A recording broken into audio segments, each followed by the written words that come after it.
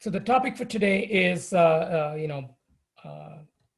techniques for detecting vulnerabilities, right? So basically, we are trying to, given some piece of software, how do you find vulnerabilities in the software, right? So this picture shows you the cycle. So there is a program that presumably has some bugs, and you have a tool for doing vulnerability analysis, and the tool generates warnings, and these warnings are intended for the developer, so who will then look at that and try to fix the program, and then the cycle repeats, right? So the warnings are intended for the programmer. So what that means is that the interpretation of the warnings and figuring out whether the warnings are really warrant a change to the code. This is generally left up to the programmer. Okay, so some terminology, some of which you probably are already aware, right? False positive means the tool reports a bug, but there is no real vulnerability, right? So false negative means the tool says things seem to be okay, or the tool doesn't report a particular problem, but that problem exists, okay? Now, the words sound and complete are related to these two notions, but they may be a bit unintuitive to you because these notions come from the notions of what is sound in logic, right? Sound means free of problems. So if you have a bug detection technique that is sound, that means it's not going to, if it says there are no problems, then there really are no problems. Okay, so the sound technique is one that doesn't produce any false negatives. Okay, a complete technique, right, is one which is free of false positives, and this is the term complete may be a bit confusing because it historically it comes from logic, and in the if you just read the word and interpret it in English, you may tend to think that completeness means it lists every possible bug, and not that it's free of false positives. So in general, whether a program has a bug or not is an undecidable problem, right? So most properties of, you all know about the halting problem and how that is undecidable. And, if you have taken, a follow-up course in programming languages or any such topic, you would have also come to the conclusion that any property of any non-trivial property of a program is undecidable. And so to find techniques that are sound and complete, it's not possible because that is inconsistent with the undecidability results. So so you will find that tools are must either be incomplete or unsound. But as a practical matter, most bug finding tools are neither sound nor complete, right? So it's all generally a best effort approach. The tool tries to tell you what is wrong, and then it's just a best effort approach.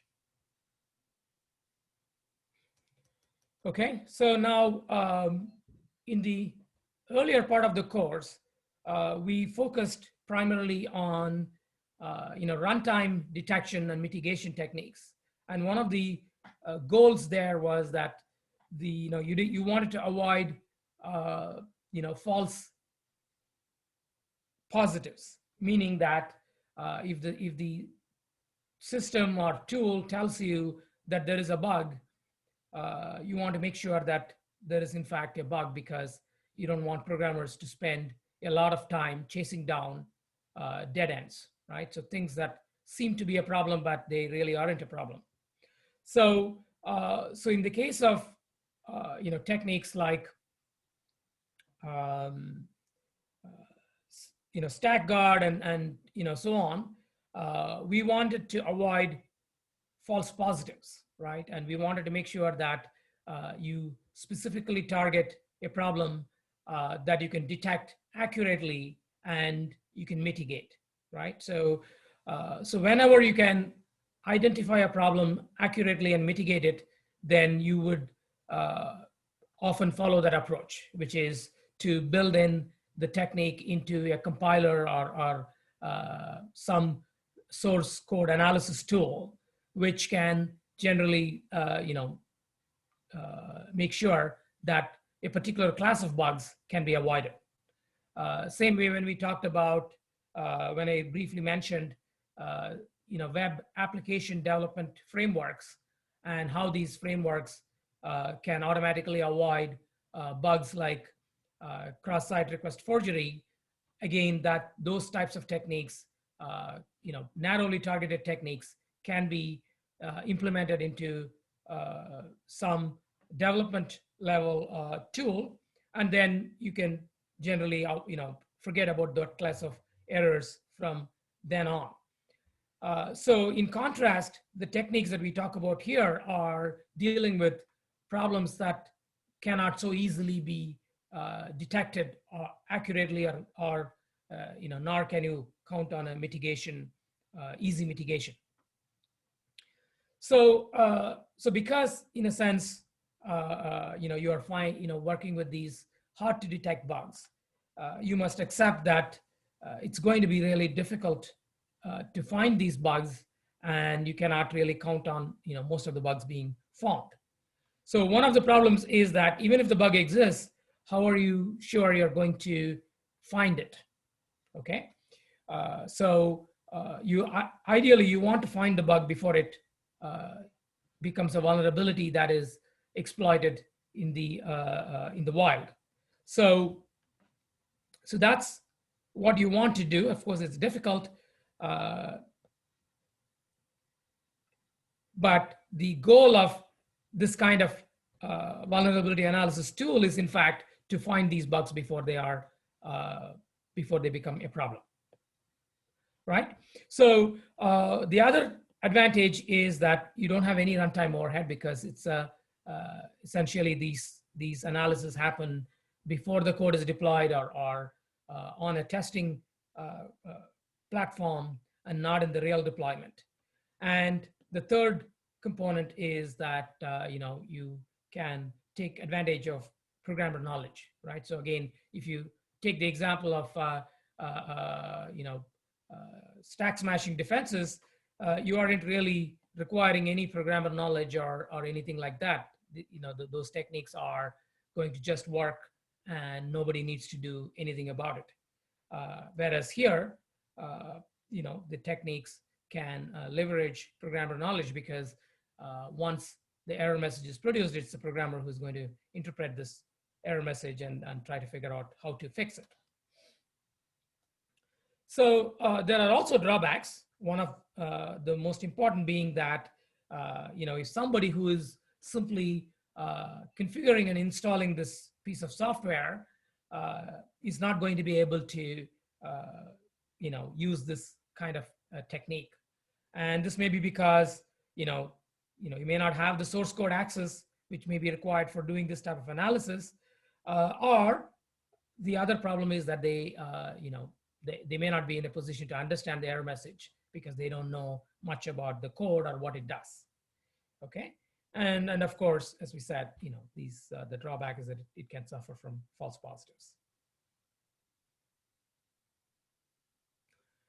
So these techniques can be broadly divided into two categories. One is static analysis, which means that you take the program and static analysis can be thought of largely as sort of like a compile time error checking, right? So you're all familiar with type errors that you get from compilers. So think of extending that to find, more types of errors. So for instance, using a subscript without a bounds check, right? You can imagine that there could be some kind of check that is implemented into a compiler to give you a warning when a subscript is used without a bounds check. And that could be implemented as a static analysis at compile time. But generally, these types of analysis techniques are not that effective, because you can imagine a case where you check the index in one function, and then you make a call, and in the called function uses the index without checking, right? So if you do a static analysis, the compiler will not be able to figure out, okay, so this function was called from a context where the index has already been checked, right? So in general, it's quite difficult for a static analysis to figure out all of these contextual information. And as a result, static analysis is not going to be that accurate in detecting errors. So the net effect is going to be that static analysis is going to produce a lot more false positives. And that's why a lot of the work is done using dynamic analysis, which means that you not only need the source code, but you also need some test inputs, okay?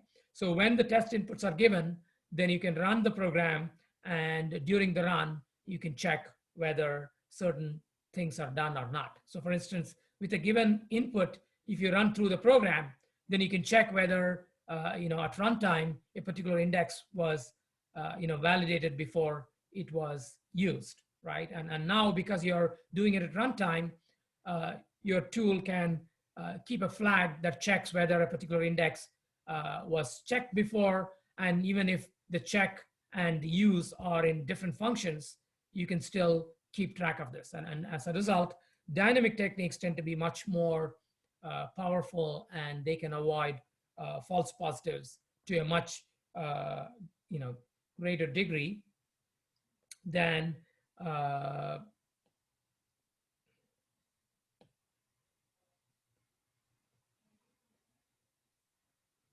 so dynamic techniques can avoid false positives more effectively, and they also tend to be capable of finding a much wider range of bugs than purely static analysis techniques. So a number of techniques we talk about are going to be, I'm going to refer to them as dynamic analysis, although when I say you perform a check at runtime, it is implied that some part of the processing could be done at compile time, right? So the point, when I say dynamic, that means that at least some part of the check is being done at runtime. It doesn't mean that everything needs to be done at runtime, okay? So in that sense, you can think of dynamic analysis techniques as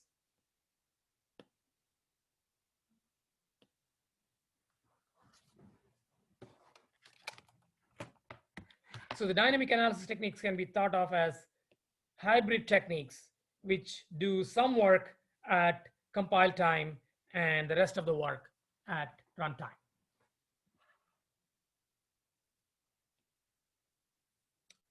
So any questions so far? I have a question. Yeah. How is dynamic analysis different from a test suite? Right. So think of it as, okay, testing is, you can think of it as a simplified form of dynamic analysis. Okay. The main difference is that when we say testing, then it's largely left to the programmer to interpret the output of testing, right? So whereas a dynamic analysis technique is going to tell you there is, in fact, such and such bug in a certain place, right? So it is using the input to essentially traverse different paths in the program, okay? And then once it reaches different parts of the program, then it can still be able to interpret the operation of the program and then tell you, hey, something is not working right. Okay. Any other questions? No, thank you. So once again, you know, I'm going to just give you uh, an overview of the area, and it's not far from, you know, complete overview, right? So I want you to have some idea of, you know, what are the main techniques that people use for finding bugs, and what could be some of the tools that are available. But, you know, we are not going to be able to get into depth because this, as you can imagine, as you may be able to think about this, you know, this topic can be a whole course in itself, right? So it's not really a small topic. So some of this goes back to, you know, maybe 30 years or so, where people wanted to, you know, test Unix programs for how robust they are. And the idea was that you would simply run the program with random input, right? So you just, you know, think of, imagine a monkey sitting in front of the keyboard and typing something random. And will the program crash, or will it produce a meaningful error message and, you know, either wait for the next input or exit, right? And they found that, in fact, a lot of programs would simply crash. And once the program crashes, that means it's not, you know, checking the input carefully. And once you know that the input is not being checked carefully, then you realize that, okay, there may be ways to craft the input in such a way that something specific happens as opposed to a random crash. So this is sort of the origin of the technique called fuzzing, which, you know, many of you probably have heard about fuzzing, right? It's a technique that's widely used. So you probably have seen these bug reports coming from, you know, say Google, right? Google has a big organization that just hunts for unknown vulnerabilities in software, and you know, other companies like Cisco and Microsoft and Apple, they have their own you know, groups hunting for these you know, unknown vulnerabilities in their software as well as the software from other vendors, and they are by and large using these fuzzing techniques to find bugs. Okay, so what is fuzzing? So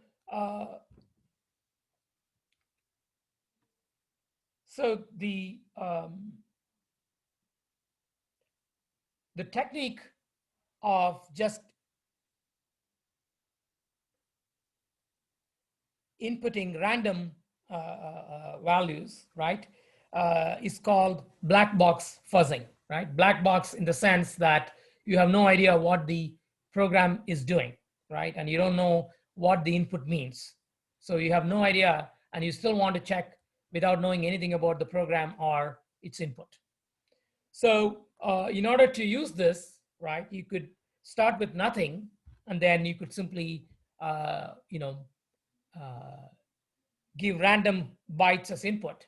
But what you will find is that, you know, if you just give random input, the program would really not do anything, because typically the program input expects input to have a certain format and a certain, you know, that there could be valid commands and you know, which might be a very small fraction of the space of all possible inputs. So what will happen is that if you simply give random input, you may get, you know, you may identify one or two bugs, but, you know, 99% of the program would not ever be executed with this random input. And so your bug finding ability is going to be really, really limited. So what people realized is that, okay, so a better way to do this is you start by identifying some you know, test input, right? Because everybody should have tested their program, and if you test your program, then you must have some test inputs available. And so what the next level of the approach was, you start with these test inputs, but then you mutate these inputs randomly, right? So this way you are going to at least traverse some part of the program, some part of the code, but then because you randomize, you are able to sort of change a little bit as to what part of the code actually gets executed, right? So this is the black box fuzzing algorithm that's shown here, right? So you start with the initial test suite,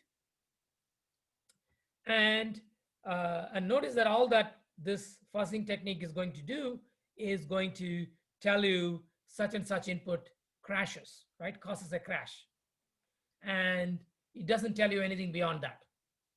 Okay, so generally, if you are working with low-level languages and something causes a crash, that means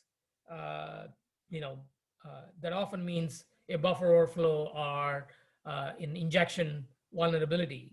And so once this crash has been identified, the programmer can then try to go through the use that same test input, go through the program in a debugger or something like that, and then they may be able to identify, okay, here is where the problem is, and from that they may be able to identify the vulnerability. So the fuzzing techniques generally don't tell you a specific vulnerability, they just tell you, hey, this input causes a crash. Okay, so once given this test suite, so there is a simple while loop here. So you start with the test suite and you pick one of the test inputs and then you mutate it, right? Which means that you just create variants of this test input. And one way to create variants is you pick a random byte and you change it into a random value, right? So this is one simple way to mutate the input. So if you want to be black box, then pretty much this is the only type of thing you can do, right? Because if you don't know anything about what the input means. On the other hand, if you knew more about the input and you could say, hey, this field represents an integer, this field represents a string, then you may be able to generate mutations in a more meaningful way. So for instance, you might say, let me try to generate a very long string, or let me generate a string, very short string, or a null string. So once you know more of the semantics of the input, then you can do more meaningful mutations. But here we are, again, doing black box fuzzing, which means that you're not assuming any knowledge of the input, and therefore all you're doing is simply making random changes. So there is also a technique called genetic programming, right? So genetic programming means it's inspired by how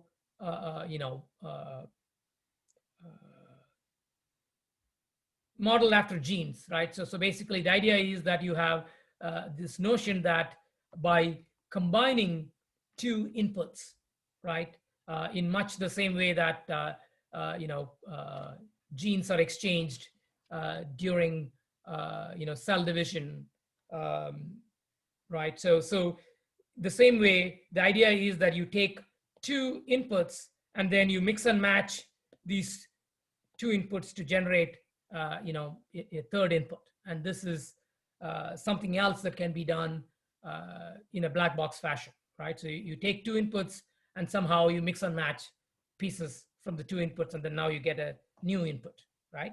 So this is another random mutation.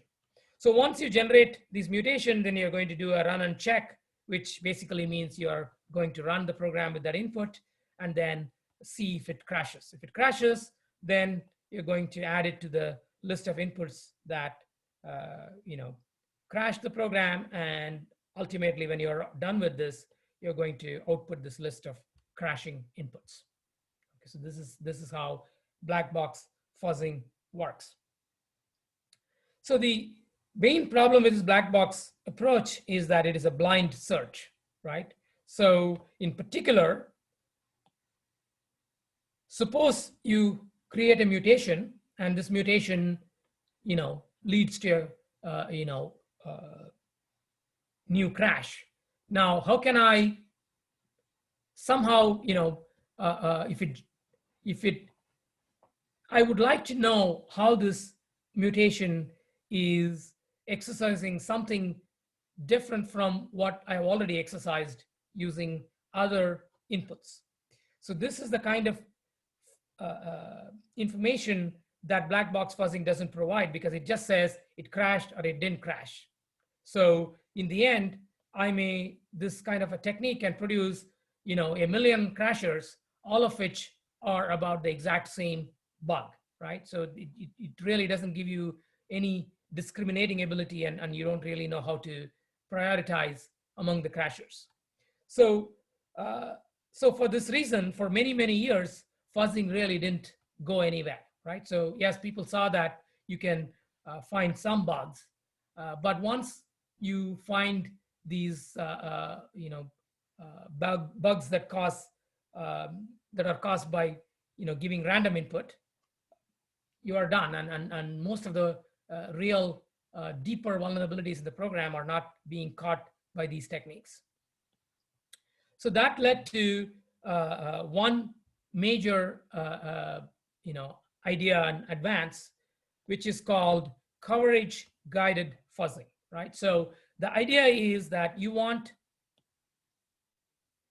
still want something that's black box, okay, or mostly black box, in the sense that you don't really want to understand too much about the program. And why is that? Why do we don't want to? Why is it that we don't want to understand too much about the program?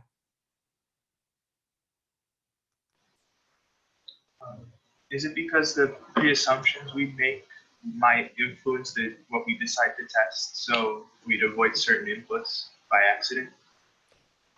That's definitely a possibility, and of course, if you let the programmer choose the inputs, then the programmer has a mental model, and therefore they may not think about certain types of bugs. So that's certainly one issue, but there is an even more important reason.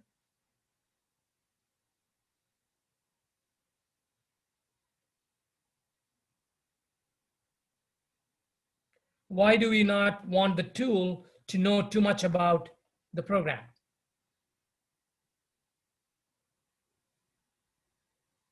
Then it is obvious, right? So obviously we don't want the tool to be customized for the program. The tool should work on any program. And so we don't want to build too much knowledge about how a particular program or the logic behind it, right? So this is why we want the tool to be largely independent of the application.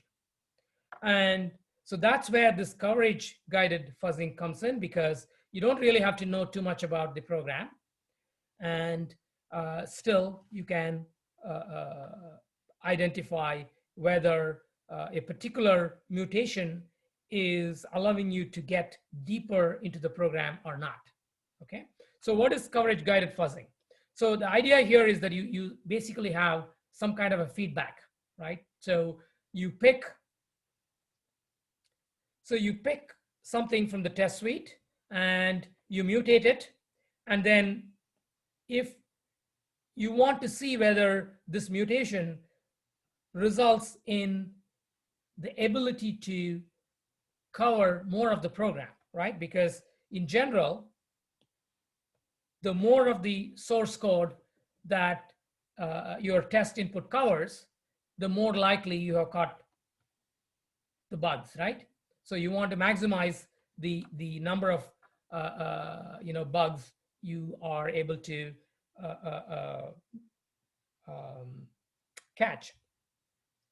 So in this case, what we do is the outer loop is roughly the same. You pick something from the test suite and you run and check, okay? And if it crashes, well, you put it into the output.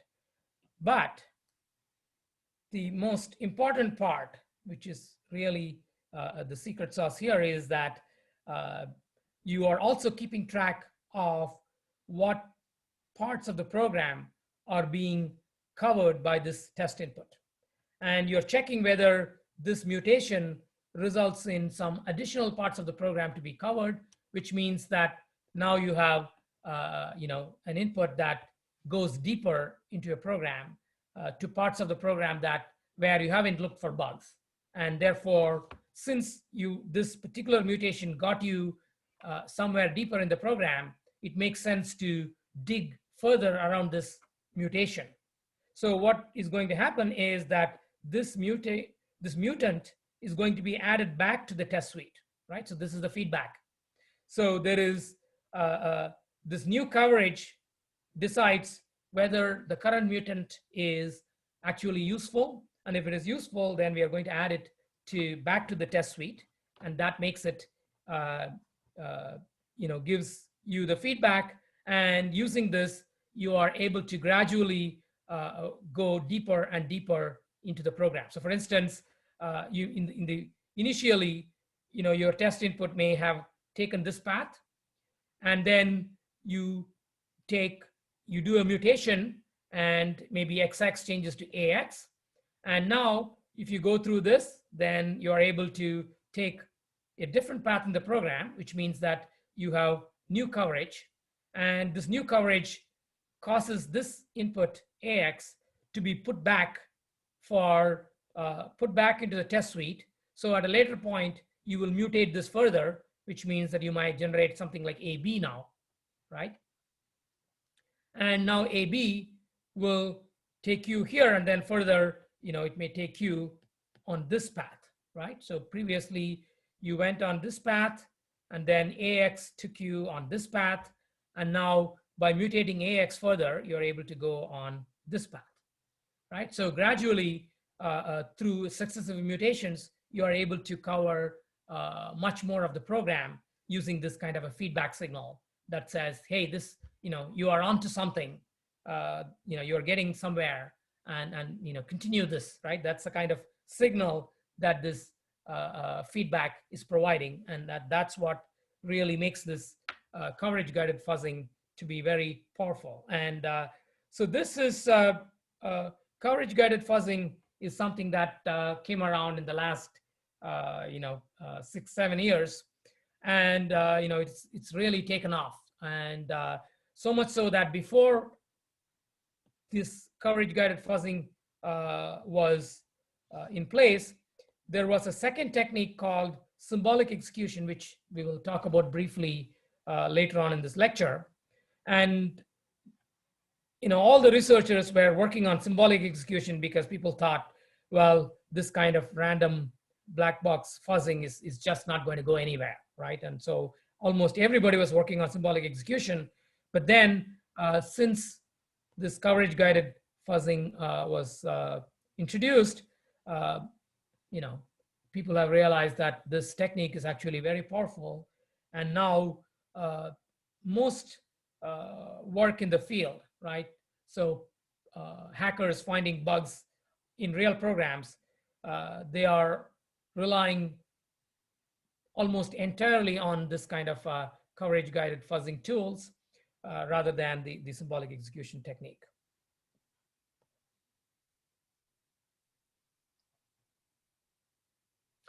Any questions?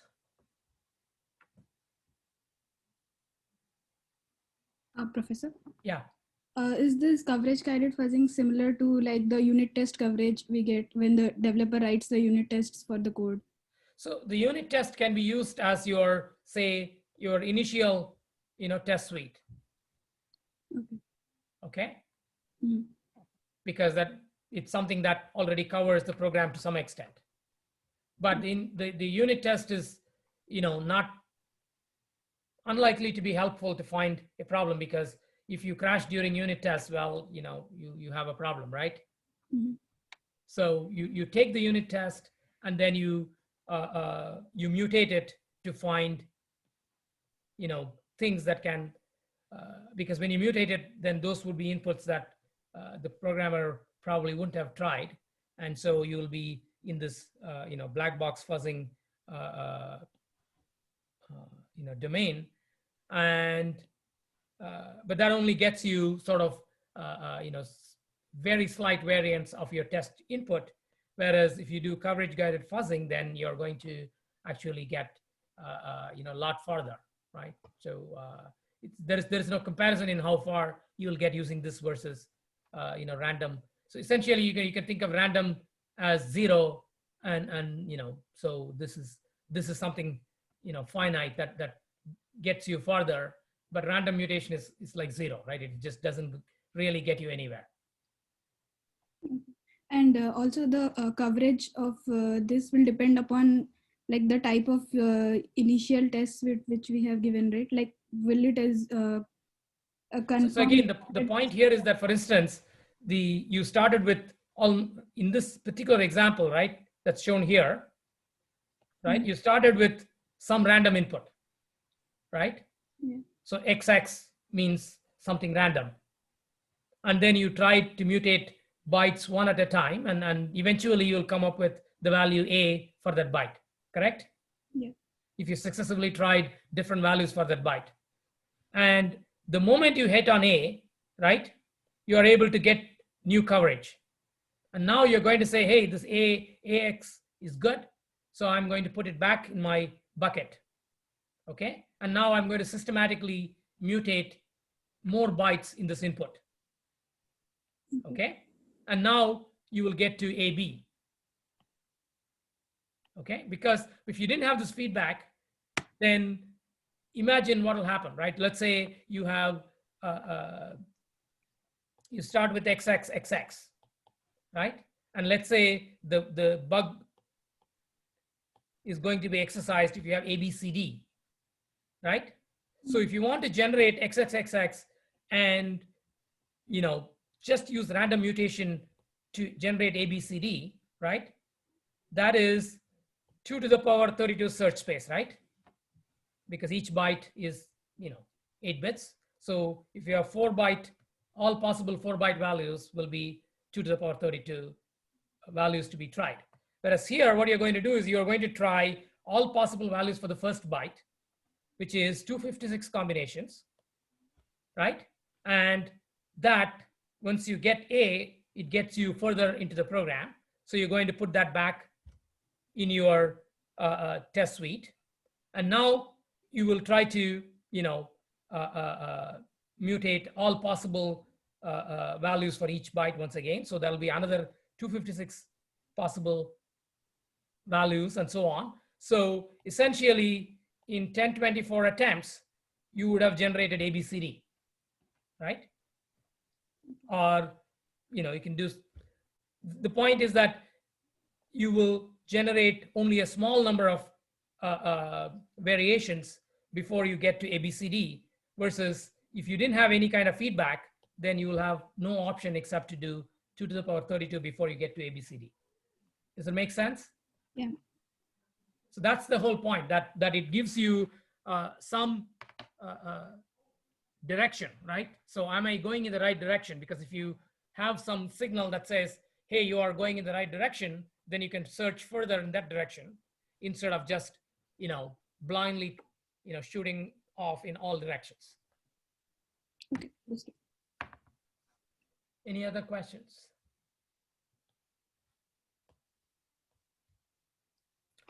Professor? So when I say coverage, you need to define what the coverage is. And by the way, so the fuzzing tools,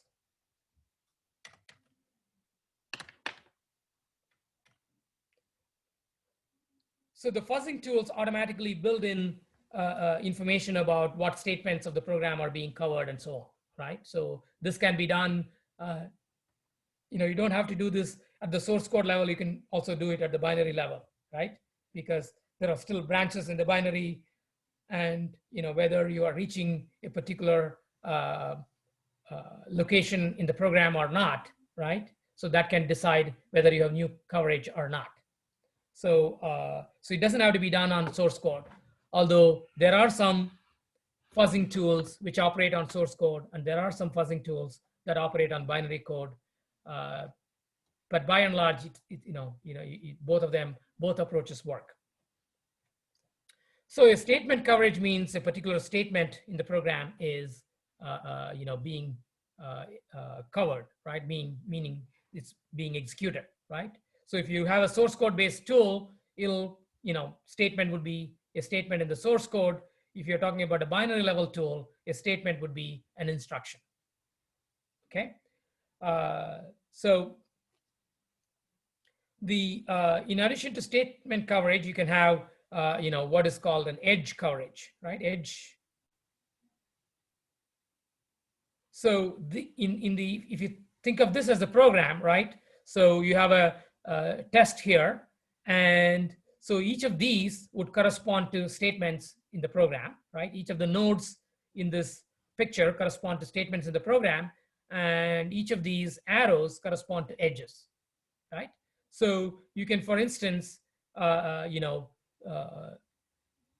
reach this statement, okay, and let's, for the moment, say, this comes back here, okay? So then it is possible to cover this node, and this node, right, without ever covering this edge, right? And you can imagine that something different about the program behavior can be exposed if you took this edge to come to this node versus taking this edge to come to this node, right? So because of that, some techniques rely on edge coverage or branch coverage, as it is called, right? And so you keep track of what are all the branches that you have covered so far. If a new branch is covered by an input, then that tells you, okay, this is a good mutant, and you need to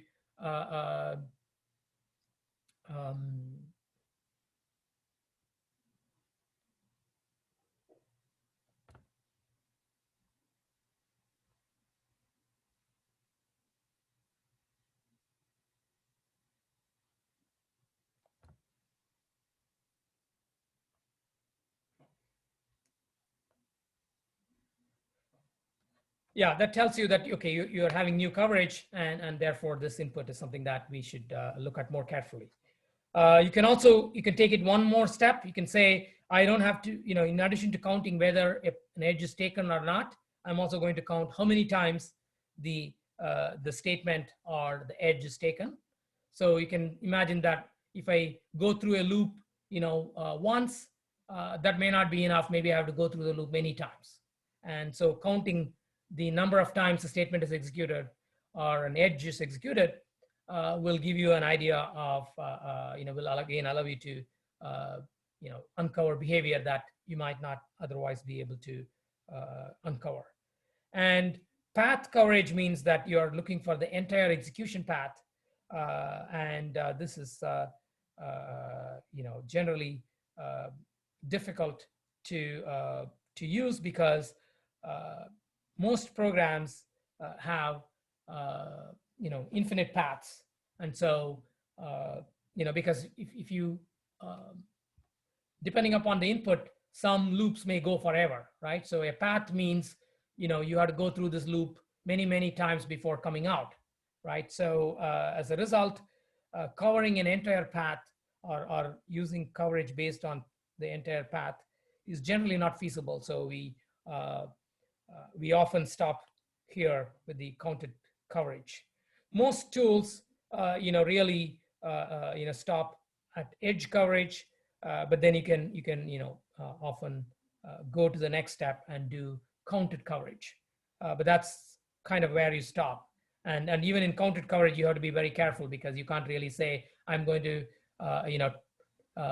try executing this loop 1 time, 2 times, 3 times, and so on, right? So if you're going to use counted coverage, you need to be, judicious in terms of how you pick the number of times the edge is covered, right? Not every possible, coverage is going to be attempted.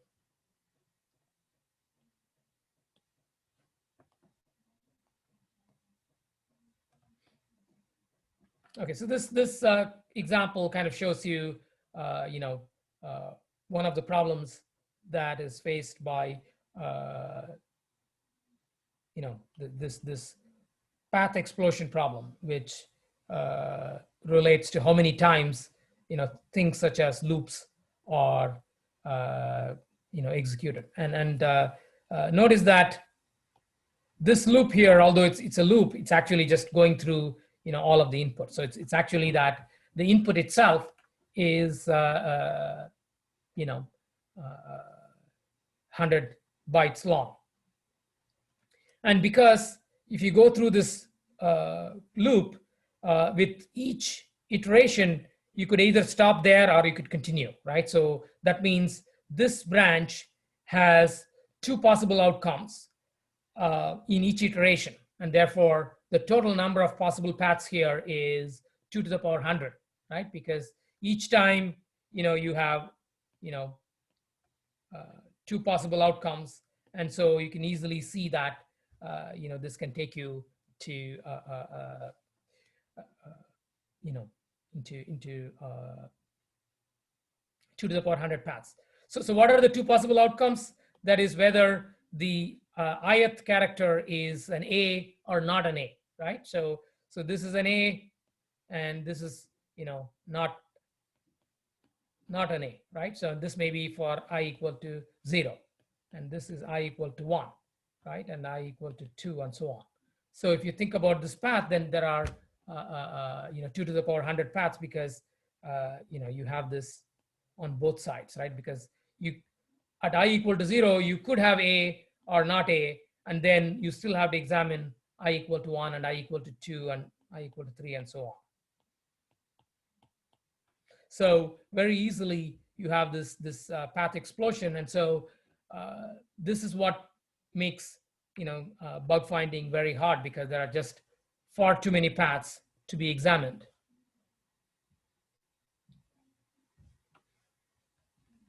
So this is a kind of an interesting example, which shows you a simple program that is simple game for, you know, walking through the maze, right? And basically what it does is that it imagine that the user has to type in essentially, you know, up, down, left, right to navigate in this maze, and you want the user to be able to come out of the maze. And the pound symbol shows the you know, exit out of the maze. And you know, there are walls which are, and so you have to walk through here. Let's see whether I can get a different color. Maybe this will work. So you have to walk this way, right? And right, and if you follow this, right, you will find that, you know, down, down, down, down gets you over here, and then right, right, right, right gets you there, then up, up, right, and then it should be 2 lefts. So I think there's a mistake here. So you have to go 2 steps to the left, and then some number to the up. Maybe I think you need 1 more up here, and then right, right, right, right, and then down, down, and then right, right, up, right? So if you think of, you know, so if you want to get to this statement, which gets you to win the game, right? But, you know, maybe you don't have to think about it as winning the game, but this is some part of the program that you want to reach, right? Because there could be a bug here, right? If you want to reach this, then you have to generate this input, right? And you can imagine that this is not that easy, right? Because you have to get every step right. And you can definitely see that coverage guiding helps, because, you know, when you try it down, you will know that, okay, so that's a valid move, and it allows you to, you know, come back to the beginning of the loop. But if you said right, then you know, you will go into this test, and you will see that, okay, the you couldn't move right because there was no blank symbol, right? Blank means empty, right? Any other symbol means there is a wall there. So if you didn't have any guidance about whether you're making progress, then you will never be able to generate this input. But if you had some guidance, then there is some chance that step by step, you will be able to put this together, right? But you will see that, okay, down gets me somewhere, then let me try to mutate the next byte. And then again, you'll find that down gets you farther, then again, down gets you farther, and so on. And if you keep trying, then you will eventually be able to generate this output, provided you have the counted coverage. If you work through this carefully, you will realize that statement coverage and edge coverage will not help you, will not be enough for you to go through the entire program. Okay, because very quickly you will reach this statement, and all of the statements can be reached within a handful of attempts. So if you stop at that point, you will never be able to generate this input, and you will never be able to go to this particular winning statement. But if you even if you do edge coverage, you will not be able to do.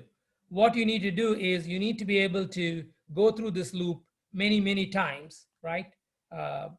This many times before you will get to the win, right? So it really requires counted coverage in order to generate this particular input.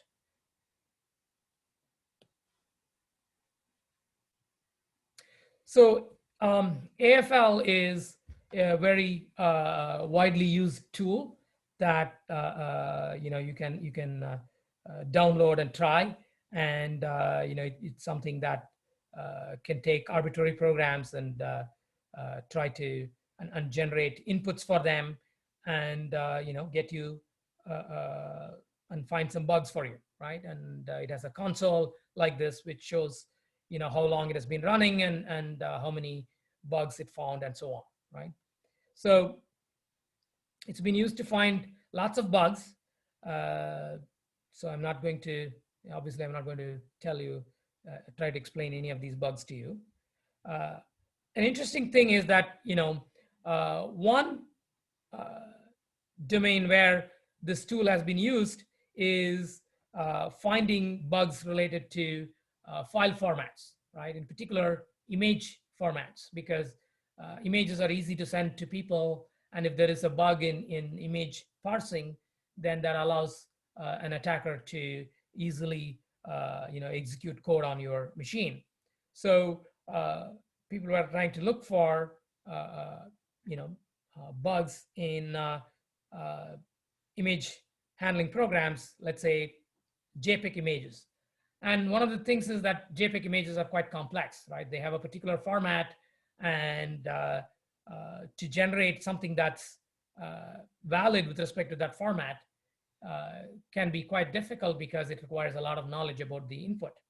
And what this picture shows you is that if you start AFL with no information about what JPEG is, it's still able to rely on this kind of feedback from coverage to start generating non-trivial JPEG images, right?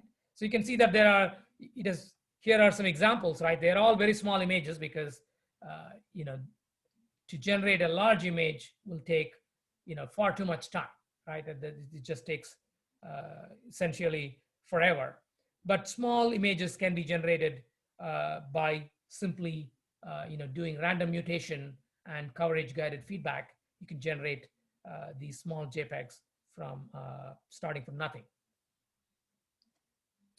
which is, if you think about it, it's quite impressive because, again, JPEG is a pretty complex format. So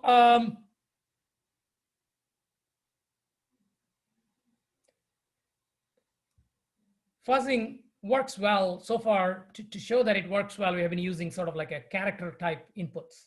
And with character type inputs, it's quite easy because you have to try 256 possible values for each character. And this doesn't take too much time. But if you have some inputs that are, say, 32 bits, then you don't know how to, how do you make sure that you take two sides of this branch, right? If you're doing random mutation, then your random mutation should somehow generate this value, right? And the probability of generating that value is, 1 in 2 to the power 32, right? Because you have to generate this exact bit pattern. And if your only knob you have is, randomly generate input, then you're not going to, get there, okay? So this is sort of the biggest problem with fuzzing, that many times it's not able to, it will reach some branches and then it'll never be able to make further progress beyond that branch. Okay, and this is where the technique of symbolic execution comes in. Okay, so what is symbolic execution? Symbolic execution means that you can leave the inputs as unspecified, right? And they will be treated as some unknown value. And then the tool will try to reason with this unknown value and, try to execute the program even without knowing exactly what this value is, okay? So we'll talk about how this is done, but to look at the overall structure, the structure is not that different from fuzzing, right? So you still have a test suite that you start with, and you pick one of them, and now the mutation is not random, but it is going to be generated using this dynamic symbolic execution technique, okay? And once you generate this new input, you are going to run and check in the usual way. And if it crashes, then everything is the same. So the only difference is right here as to how you generate the input. Instead of doing a blind mutation, what you're doing is you are using a specific guided technique for generating a mutation. Okay, and this guided technique is called dynamic symbolic execution.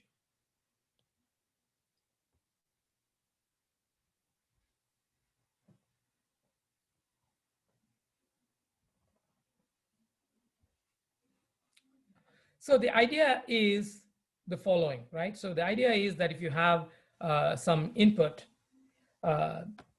you don't have to say what the input value is, okay?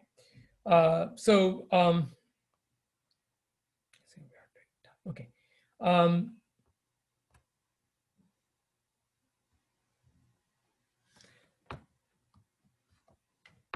So the basic idea is that,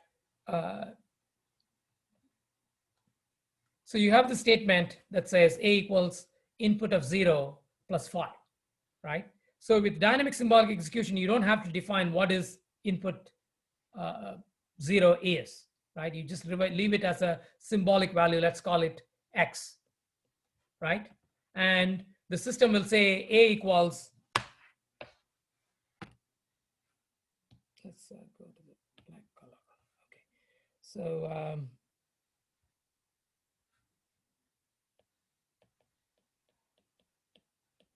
right, so the system will make note of the fact that A has a value of X plus 5.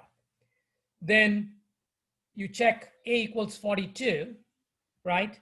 So it'll say, okay, it'll know that, okay, what you are trying to check is whether X plus 5 is equal to 42, right?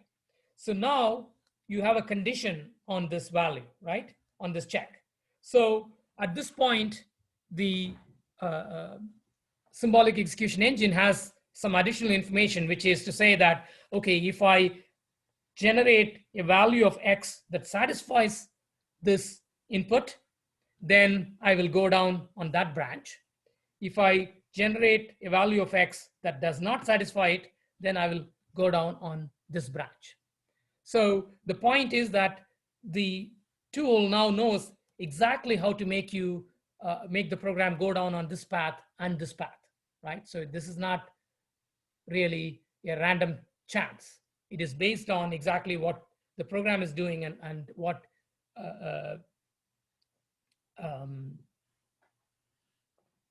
and what the conditions are. So by looking at this condition, right? So what you do is that you do what is called symbolic execution, which means that you record this type of information such as, a equals x plus 5 and so on. And whenever you reach a condition, then you call a constraint solver, right? So the constraint solver is given all the information that's known at this point, such as a equals x plus 5 and the particular condition that's being checked, which is a equal to 42. And from all of these constraints, the constraint solver will generate a particular value for x that causes this condition to be true. Okay, so so it will be able to generate, okay, let's try x to be 37. Okay, and then you can also ask it to generate an input that causes this condition to be false. And in that case, where obviously there are many values of x that causes this value to be false, so maybe it will generate x goes to 10, right? So this way you can make sure that it goes down on multiple paths and it's no longer a trial and error process. Okay, so the advantage of dynamic symbolic execution is that you clearly know that you're making progress at every stage. The drawback is that this constraint solver is quite complex and it is very slow. So every time you call it, it may take a few seconds to respond. So you can imagine that that is quite slow. And this is actually the primary reason why, even though the symbolic execution technique is very directed and it seems very promising, in the practical world, the inefficiency of the solvers means that these tools don't necessarily give you a win all the time. So in practice, symbolic execution techniques are very much used, but they are not the kind that any hacker can pick up and use, because to use this technique often requires some deeper understanding of how the solver works. And without that kind of understanding, it's difficult to make progress. So essentially, it remains a tool that is useful to some community of users, right? Someone who is very knowledgeable in these constraint solving techniques. So it has an important role to play, but in terms of broad impact, that's much less than your fuzzing tools. Okay.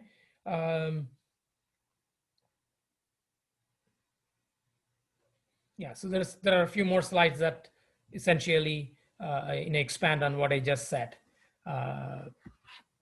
So to summarize, symbolic execution is directed, which is its strength. Its weakness is that both the maintenance of symbolic state and doing the constraint solving are quite hard, and as such, things are going to be much slower when you use DSE, and as a result, the number of test cases that you can churn through a DSE system is often thousands of times smaller than a fuzzing system. I would think 1,000 is an underestimate. I would think it's much more likely to be in the range of hundreds of thousands, because once again, DSE does have a great deal of advantage in how directed it is, but this overhead, really, almost completely cancels out that benefit.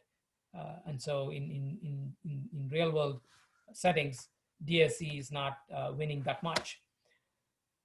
But that's not the final story, because this is fuzzing as well as symbolic execution are very, very active areas of research, and you may find that 5 years down the line, nobody's using fuzzing and everybody's using new and improved symbolic execution tools to find vulnerabilities. So that's all I wanted to say about vulnerability analysis. So if there are any questions, I can take that now.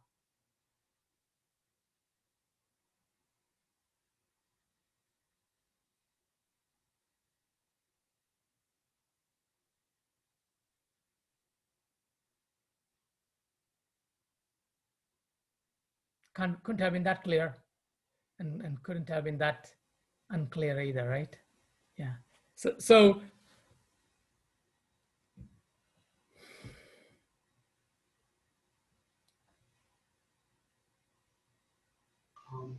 is there any leverage of DSC with the coverage guided fuzzing? So say you get to a certain sticking point, is that then potentially taken over with DSC, or? So the point is that the way, if you look at this example, right, each input it generates is guaranteed to increase coverage, right? Because it generates inputs so that you get more coverage. So, right. So in the case of, coverage guided fuzzing, you have a generate and test approach, right? Because you generate something and you have to test whether that achieves additional coverage or not. Here, you generate and you don't have to test. You already know that it's going to, introduce new coverage. Okay. Yeah, thank you. Just that sometimes in your effort to, the solver sometimes may not succeed, and therefore you may not be able to cover that part. But as long as the solver succeeds, you don't have to test. The generation is guaranteed to achieve more coverage. Okay, thank you. Professor? Yeah. These constraints solver and all that would be generic, right? Like as we are using that symbolic expression, so will that be specific to the program? Like, right. All of these are supposed to work on arbitrary programs, yes. But there are some aspects of symbolic execution that are not, entirely automated, and this is, part of the reason why, these tools are more difficult to use. so these are basically a set of rules, kind of, right, which we are replacing. So it's not that, okay. So for instance, how you accumulate, information like A equals X plus 5, this is all standard, right? It's part of the tool. You don't have to do anything special for that. The problem has to do with the fact that, programs are very complex and they interact with the operating system and files. And so the amount of input and the amount of code that gets executed, even if your program is small, there is a lot of libraries that get executed. So it's just the whole system is very large.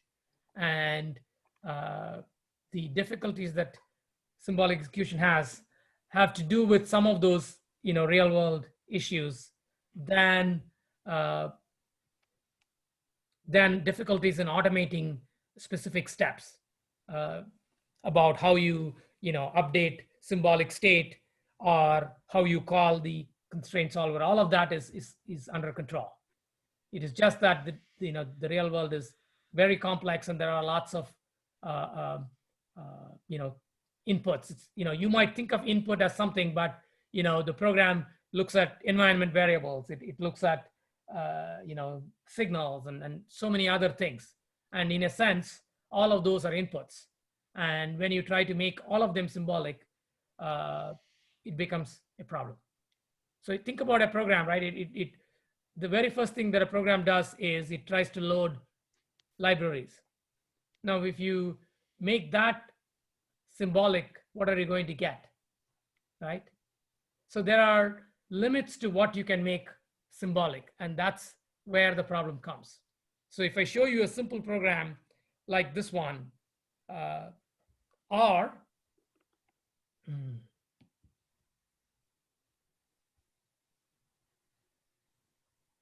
or in fact this program, right? This program is like a poster child for symbolic execution, right? So this is something that symbolic execution engines will give you the answer in like a millisecond. Okay, so maybe not a millisecond, but not that much time, in seconds. Whereas if we give it to a fuzzer, you might take minutes or hours to produce an answer. Okay, so small programs where the input is carefully defined, symbolic execution will work very well. Okay. Anything else?